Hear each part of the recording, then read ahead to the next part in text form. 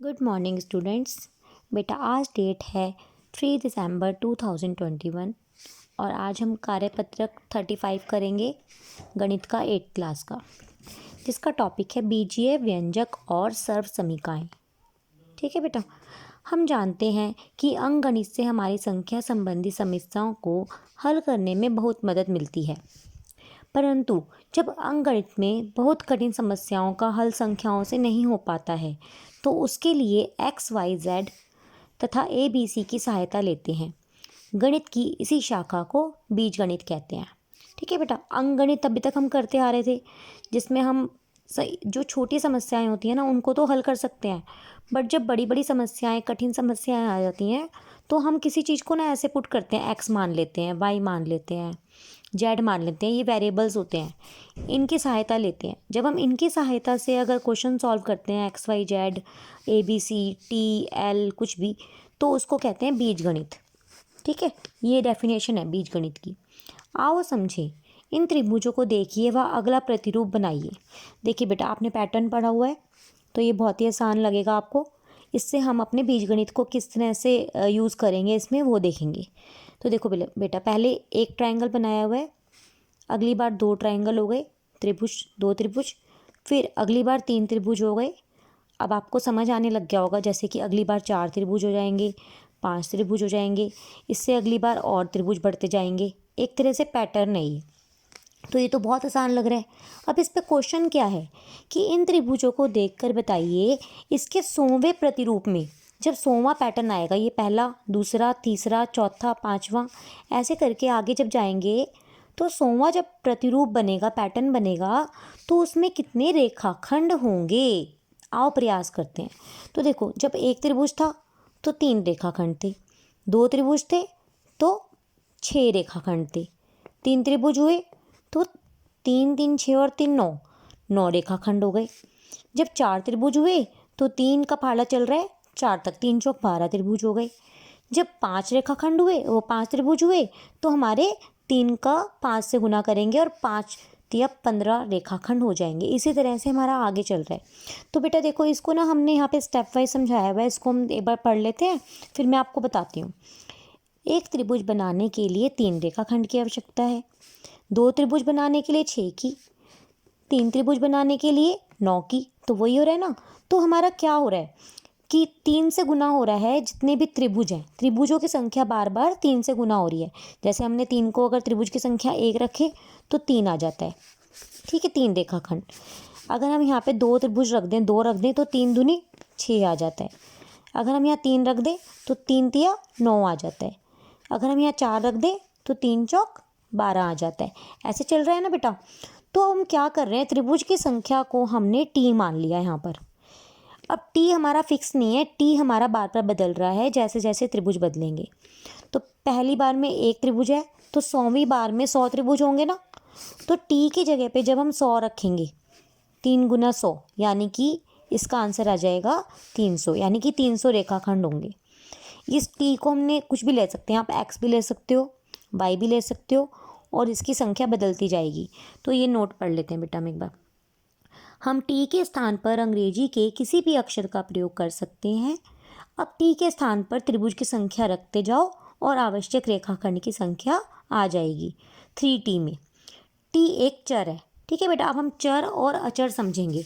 चर चर होता है जिसका मान बदलता रहता है, जो स्थिर नहीं है, चल रहा है। इसको च से चर को च से चल भी याद कर लो आप, कि जो बदलता रहता है। चल रहे हैं ना, चलते हैं तो हमारे कदम आगे बढ़ते रहते हैं, तो बदल रहे हैं, हमारे डिस्टेंस बदलता रहता है। तो उसी तरह से च से चर, च से चल, जो चीज़ बदल रही है वो चर है। तो ये टी हमारा इसमें चर है, और जो नहीं बदलेगा वो हमारा अचर है। जैसे 3 है, 3 बार बार सेम ही है, तो 3 हमारा अचर हो गया। ठीक है बेटा, चलो हम एक क्वेश्चन लेते हैं यहाँ पे। राशिद नाम का एक व्यक्ति है, ई रिक्शा द्वारा करोल बाग जा रहा है। ये उसका ई रिक्शा है। वह आनंद पर्वत से करोल बाग तक का सफ़र तय करता है। तो एक जगह आनंद पर्वत एक जगह है का नाम है, और एक करोल बाग है। वो यहाँ से लेके यहाँ तक का अपनी ई रिक्शा से सफ़र तय करता है, बार बार चक्कर लगाता है, क्योंकि उसको वहाँ से वहाँ तक वो ई रिक्शा में अपने साथ लोगों को लेके जाता है। इस दौरान वह बहुत सी वस्तुएं और स्थितियों को देखता है जो किसी न किसी राशि के साथ जुड़ी हुई हैं, जैसे मुसाफिरों की संख्या, यात्रा की दूरी, यात्रा का किराया, रिक्शा की रफ्तार, रिक्शा के पहियों की संख्या, रिक्शा के ड्राइवर की संख्या, सीटों की संख्या। तो देखो हमें एक ही क्वेश्चन में कितनी सारी चीज़ें हमारे सामने आ गई हैं एकदम से। ठीक है, अब हम आगे बढ़ते हैं। उपरोक्त सफ़र से जुड़ी तरह तरह की राशियाँ प्राप्त हुई हैं, जिनमें से कुछ राशि स्थायी हैं, यानी नहीं बदलेंगी वो। ठीक है, अर्थात बदल नहीं रही हैं, और कुछ ऐसी हैं जो बार बार बदल रही हैं, यानी वो अचर है। बार बार बदल रही हैं तो चर है। ठीक है, अस्थायी हैं। आओ जाने की सफ़र के दौरान किन किन स्थितियों में राशियाँ बदल रही हैं। ठीक है, जहाँ पे बदल रही हैं वहाँ हम हाँ लिखेंगे, और जहाँ नहीं बदल रही वहाँ पे हम नहीं लिखेंगे। क्या मुसाफिरों की संख्या बदल रही है? तो सोचो, इधर से जा रहा है, जरूरी नहीं है हर बार उसको एक ही जितने सवारी मिले, बदल रही है यानी बार बार, तो इसमें आएगा हाँ। क्या यात्रा की कुल दूरी बदल रही है? दूरी तो आनंद पर्वत से करोल बाग ही है। ठीक है, तो नहीं बदल रही है ये। क्या रिक्शा की रफ्तार बदल रही है? अब देखो, जहाँ पे भीड़ आ जाएगी या खाली जगह होगी तो दोनों जगह की रिक्शा की रफ्तार अलग होगी। खाली जगह में वो तेज़ भी चला सकता है, और जहाँ भीड़ होगी वहाँ उसे स्लो चलाना पड़ेगा। तो रिक्शा की रफ्तार बदल रही है हाँ।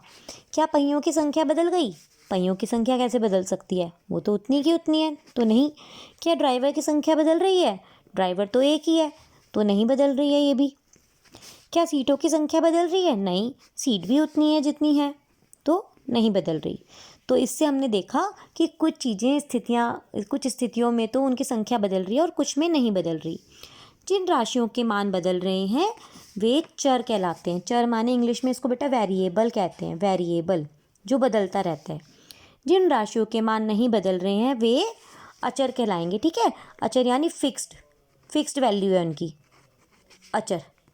ठीक है, अब देखो एक क्वेश्चन दिया हुआ है, दिए गए बॉक्स में चर संख्याओं पर गोला लगाना है और अचर संख्या पर बॉक्स बनाना है। ठीक है, तो चर हमें पता है, जो भी XYZ की फॉर्म में हमने लिया होगा वो हमारा चर है, तो उस पर गोला लगाएंगे। तो Z हमारा चर है, X Y T M, और अचर संख्या पे बॉक्स बनाना है। तो 5 हर बार 5 ही रहेगा, फिक्स रहेगा। 18 हर बार 18 रहेगा। 7 हर बार 7 ही रहेगा। 28 हर बार 28 ही रहेगा, फिक्स रहेगा। ठीक है बेटा, तो ये हमारा क्वेश्चन का आंसर हो गया। समझ आ गया? तो बेटा आज की वर्कशीट कंप्लीट हो गई है, आपको अच्छे से समझ आएगी होपफुली। अगर आपको कोई चीज़ में दोबारा दिक्कत आए तो आप दोबारा रिपीट करके वीडियो को देख सकते हैं, और होपफुली सब ठीक होंगे, स्वस्थ होंगे। थैंक यू बेटा, और अगर आपको पसंद आ रही तो लाइक एंड कमेंट करें और चैनल को सब्सक्राइब कर लें। थैंक यू बेटा।